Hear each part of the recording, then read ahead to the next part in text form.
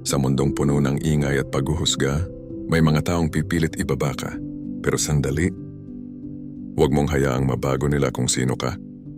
Manatiling mapagpakumbaba, kahit dinadown ka ng iba, kahit hindi ka naiintindihan, kahit parang walang nakakakita ng kabutihan mo. Dahil ang totoo, hindi tao ang magtatakda ng halaga mo, kundi ang Diyos.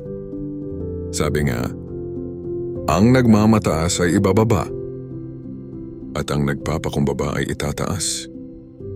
Kaya magpatuloy ka lang sa kabutihan, manatiling tahimik pero matatag, at hayaang ang Diyos ang magangat sa iyo sa tamang panahon. Ay tandaan mo, ang tunay na tagumpay, hindi kailangang ipagsigawan. Kung naniniwala ka dito, mag-comment ng Amen at i-share mo ito para ma-inspire din ang iba.